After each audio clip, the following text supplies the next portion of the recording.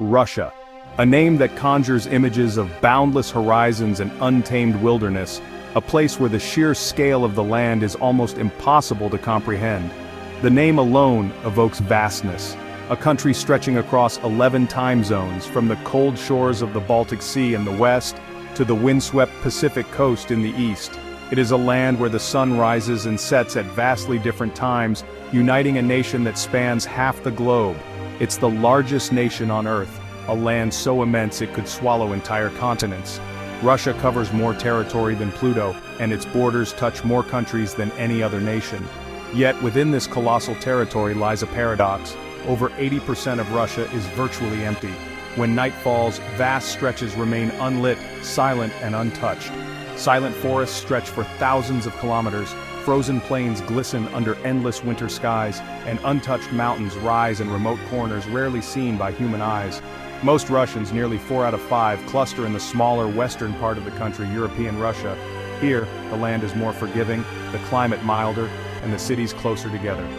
Here, cities like Moscow and St. Petersburg pulse with life, culture, and history, their streets bustling with millions of people. Meanwhile, the East remains a world apart, vast, remote, and sparsely populated, where towns are separated by hundreds of kilometers of wilderness. Cross the Urals and you enter Siberia, a realm where nature dwarfs humanity, where the land seems to stretch on forever, indifferent to human presence. Why do so few live in so much space? The answer is woven from climate, geography, and history. Harsh winters, vast distances, and centuries of migration have shaped where people settle. Russia's emptiness is not just a void, it's a defining feature of its identity. These open spaces have inspired poets, challenged rulers, and shaped the nation's destiny.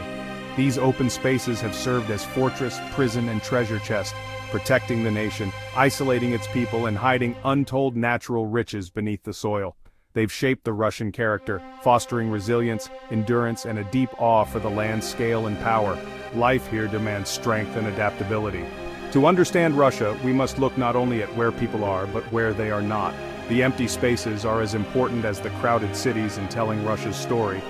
The story of Russia's empty spaces is, in many ways, the story of Russia itself, a tale of survival, adaptation, and the eternal dance between people and the land. This is a nation defined as much by its silence as by its cities, where the quiet of the wilderness is as profound as the noise of urban life. To truly grasp its soul, we must explore both its crowded heart and its endless empty horizons, where the spirit of Russia is written across the land itself. Russia's population is shaped by its vast and varied geography, a land that stretches across 2 continents and countless time zones. The country is split by the ancient Ural Mountains, a natural border that has long divided Europe from Asia. To the west of these mountains lies European Russia, the nation's historical and cultural heartland, where the pulse of Russian civilization beats strongest. Here, the first Slavic tribes settled centuries ago, and the Russian state was born, its roots deep in the fertile soil of the West.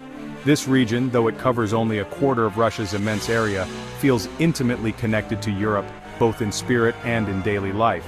Life here centers around great rivers and sprawling cities like Moscow and St. Petersburg, where history and modernity blend seamlessly. The climate can be harsh with long, cold winters, but the brief summers allow agriculture to thrive, painting the countryside with golden fields. This is where most Russians live, work, and dream, where families build their futures and traditions are passed down through generations. Cross the Urals, and you enter Siberia, a region larger than the United States and India combined, stretching endlessly to the east. Siberia is a land of extremes, endless forests, the world's deepest lake, Baikal, and a climate that tests the limits of endurance. Here, cities like Novosibirsk rise in isolation, surrounded by a sea of wilderness, their people forging lives far from the western heartland. The contrast is stark. The west is connected, bustling, and historic. The east is distant, wild, and sparsely populated. In the east, vast empty landscapes stretch for thousands of kilometers, dotted with remote towns and uninhabited snowy plains. While one government rules both regions, they often feel like separate countries, each with its own identity and challenges. The division between these two Russias is the key to understanding the nation's population puzzle, a story of density and emptiness, connection and isolation. It's a land of pioneers and exiles where people have braved the unknown for centuries, seeking opportunity or sent in hardship. It is a place of continuity and frontier spirit, where tradition meets the challenge of the wild.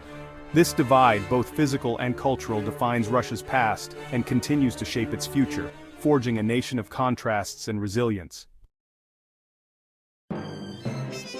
Why do most Russians stay in the West? What makes this region so attractive, generation after generation? The answer begins with climate. Western Russia enjoys milder weather, with warmer summers and less severe winters than the vast icy East. European Russia's summers support large-scale farming, especially in the fertile Black Earth region. Here, the soil is among the richest in the world, making it ideal for growing wheat, sunflowers, and other crops that feed millions. Flat terrain and a network of rivers make building cities and connecting communities easier. Rivers like the Volga have long served as lifelines, linking towns and enabling trade. This connectivity fosters trade, spreads ideas, and creates opportunity. Goods, people, and culture move freely, fueling economic growth and innovation. The West is where Russia's story began, its oldest cities, cultural sites, and centers of power. Landmarks like the Kremlin and ancient cathedrals remind people of a rich, shared heritage. Generations have built deep roots here, and the best jobs and highest salaries are found in cities like Moscow and St. Petersburg. These urban centers attract talent from across the country. For young Russians, moving west is the clearest path to success. Universities, career opportunities, and vibrant city life draw ambitious youth seeking a better future. European Russia offers predictability, comfort, and access to the world. Modern amenities, international connections, and a sense of stability make life here appealing. While life can be tough, survival is less daunting than in the East. Winters are harsh, but communities are better equipped to handle them, and help is never far away. People choose fertile ground, survivable winters, and opportunity over isolation. The land supports families, and neighbors support each other. The West's pull is about more than comfort, it's about security and community.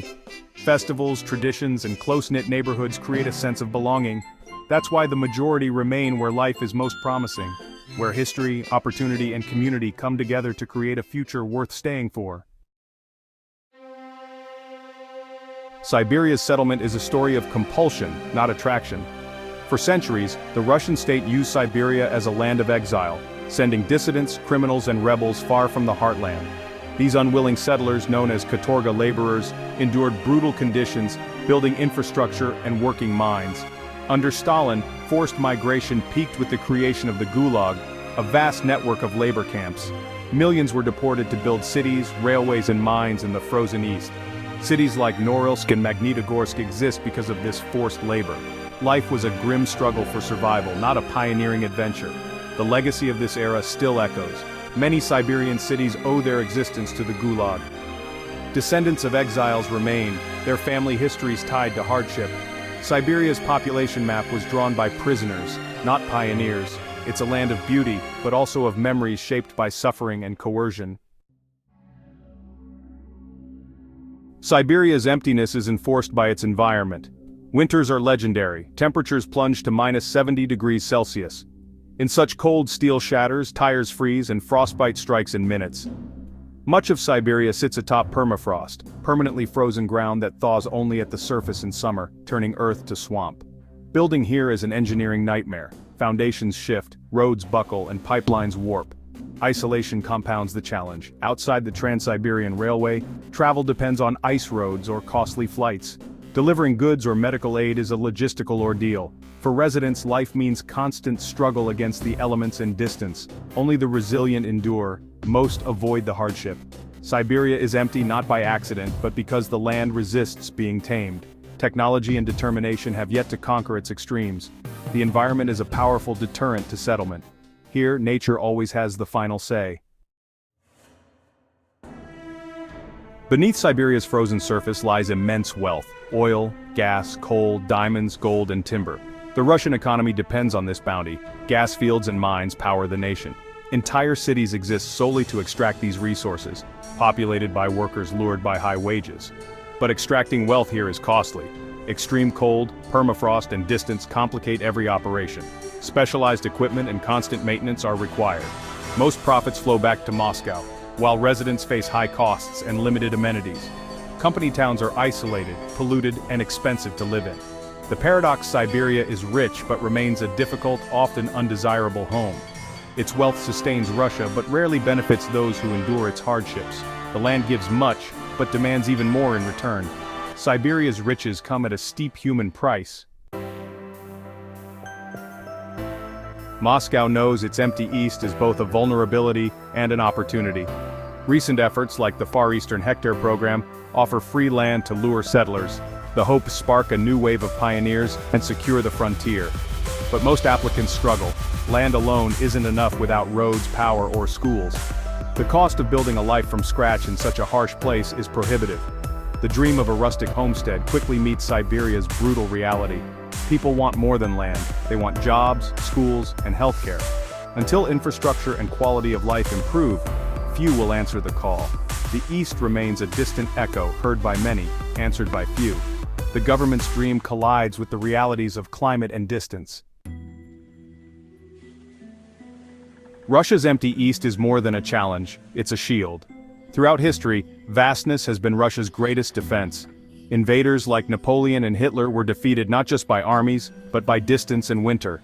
Siberia is the ultimate fortress. Few roads, endless forests, and brutal cold. Any army crossing from the east would face thousands of miles of inhospitable terrain. The land itself becomes the defender, exhausting and demoralizing aggressors. This emptiness allows Russia to focus its defenses on the west, where threats are greatest. In the modern era, strategic depth still matters. Missile sites and bases can be hidden in the vastness. The empty land is both weakness and strength, hard to develop, but nearly impossible to conquer. Russia's security doctrine is built on this paradox. The void is a silent guardian, shaping strategy as much as geography. Emptiness here is power. Russia's empty spaces are a story without end. Climate and geography ensure most Russians will stay in the West. The demographic divide is etched into the land. The government promotes settlement, but real efforts focus on fly-in, fly-out resource extraction. Workers treat the wilderness as a workplace, not a home. Climate change and geopolitics may shift the balance, but challenges remain. The future will be shaped by the pull of the West and the push to the East. Comfort and community will clash with state ambition. Russia's empty land is both treasure and challenge, a silent giant shaping its destiny. How Russia lives with this giant will define its path in the 21st century and beyond.